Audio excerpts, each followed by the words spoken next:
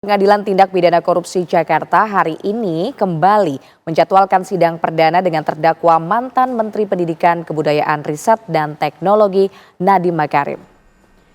Sebelumnya sidang perdana dijadwalkan pada 16 Desember yang lalu, namun terdakwa tak bisa hadir karena sakit.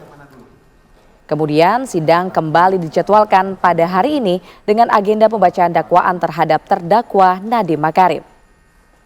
Jaksa penuntut umum mendakwa Nadiem atas tindak korupsi dalam proyek pengadaan laptop Chrome di Kemendikbudristek tahun 2019 hingga 2022. Korupsi pengadaan laptop yang dipermasalahkan ini terjadi saat Kemendikbudristek melaksanakan program digitalisasi pendidikan di masa pemerintahan Presiden Joko Widodo. Bisa dicoba mic-nya? Ya. Maaf, ini dari Dr. Abdi Waluyo. Lalu bagaimana sidang atau jalannya sidang perdana Nadiem Makarim tersebut? Kita akan menuju ke Pengadilan Tindak Pidana Korupsi atau Tipikor Jakarta. Ada rekan Novan Zam di sana. Novan, bagaimana? Apakah Nadiem Makarim bisa menghadiri sidang dakwaan pada hari ini? Ya, selamat siang Indi dan juga pemirsa. Saat ini Nadiem Makarim belum bisa juga hadir dalam persidangan di hari ini dikarenakan ia masih harus melakukan perawatan pasca operasi, tepatnya 21 hari pasca operasi pemirsa, yaitu pada tanggal 2 Januari 2026.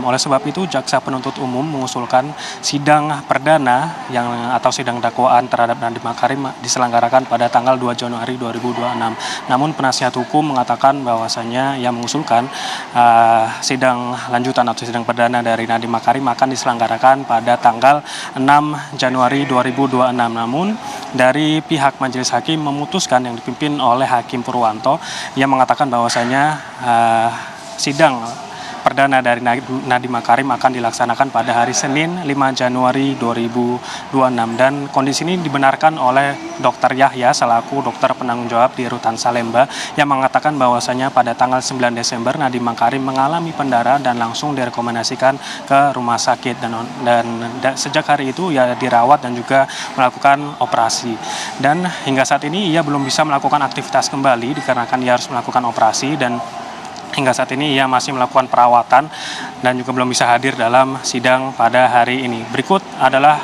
cuplikan tayangan dari sidang pada hari ini di Tipikor. Sebagaimana kami bacakan, pada kesimpulannya terdakwa masih dalam kondisi sakit pasca operasi, sehingga tidak bisa kami hadirkan di persidangan hari ini.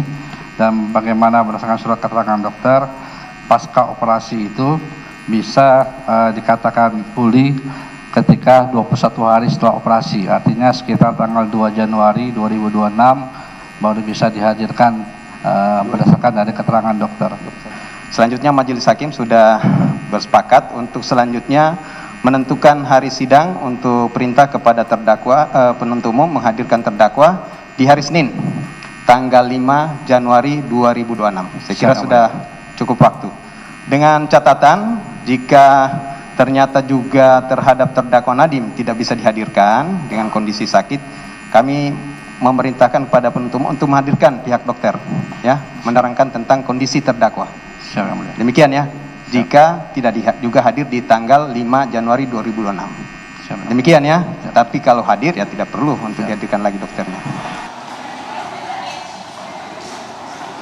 Ya, pemirsa, selain Nadiem Makarim ada 4 tersangka lainnya, yaitu Sri Wahyuningsih, Ibrahim Mulyatsyah, serta mantan staf khusus Mendikbudristek yaitu Juristan. Dan 4 tersangka ini sudah menjalani sidang dakwaan dan terungkap bahwasanya kasus ini melibatkan atau dari kerugiannya sendiri mencapai 2,18 triliun rupiah, dan diduga bahwasanya uang yang masuk ke dalam kantong Nadiem Makarim sebesar 809 miliar rupiah melalui aplikasi atau melalui PT Karya Anak Bangsa, aplikasi Karya Anak Bangsa melalui PT Gojek Indonesia. Dan pengacara Nadiem Makarim mengatakan bahwasanya sebenarnya Nadiem Makarim ingin segera menyelesaikan atau menjalani proses persidangan, namun dikarenakan memang kondisi yang belum memungkinkan sehingga harus mengikuti proses atau mengikuti petunjuk dari dokter yang merawat Nadiem Makarim.